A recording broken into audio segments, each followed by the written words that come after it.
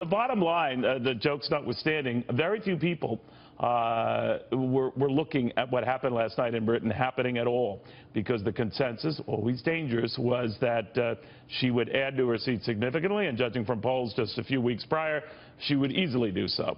Just like Hillary Clinton was easily going to win the presidential election last year, just like it seemed inconceivable that Ronald Reagan could win a presidential election in 1980, or that a young Massachusetts senator named John Kennedy had any chance at all of being elected president of the United States. So funny thing about those sort of consensus bets, business operates the same way. How many investors have made money following the consensus opinion? Most of the time, it's the Peter Lynch philosophy. It's those who go against the grain, zig while others zag. It applies to politics. It applies to life. Who knows that better than Herman Cain, who defied the notion that you can work in the fast food business for half your life and stay thin. All right, Herman, good to have you. Thanks, Neil. How many times have you reminded me and just said, don't assume the headlines have it. Don't assume the consensus has it. And the latest example came out of Britain. What do you make of it? Yes. Well, it gets back to something that I've said to you many times on your shows. If you don't talk to everyday people, you're not going to get the right answer. That's the bottom line. Since we don't have the benefit of the methodology that they used, we can't say whether it was the sample size or whether they didn't get to enough young people who don't even have landlines. We don't know. But here's what we do know. Prime Minister May now has a tiger by the tail. She didn't get the consensus that she thought, didn't get the majority that she thought. And so now, in addition to the tough negotiations she's going to be faced with relative to Brexit, she's going to have tough negotiations within her own parliament.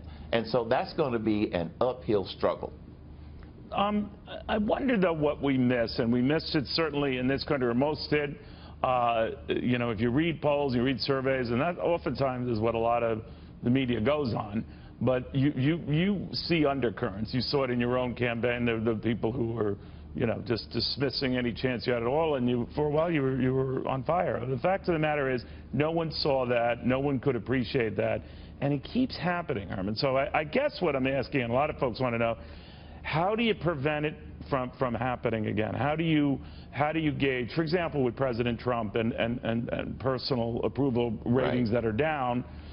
Is that really how people feel? And if it is, does it really justify the cynical view a lot of people have as his getting his agenda through? How do you sort of play that? Well, when the media, the liberal media, 89% of the time, according to the Media Research Center, they are hearing negative stories about Donald Trump, you expect his approval ratings to be down. Also, a Harvard study had it 80-20, 80% negative, 20% positive. Here's how you get the truth. You've got to talk to everyday people. And I have picked up on this doing my radio show, and throughout the presidential race, even when the Democrats and the liberals were ready to do a victory dance, that's not what I was hearing on the radio.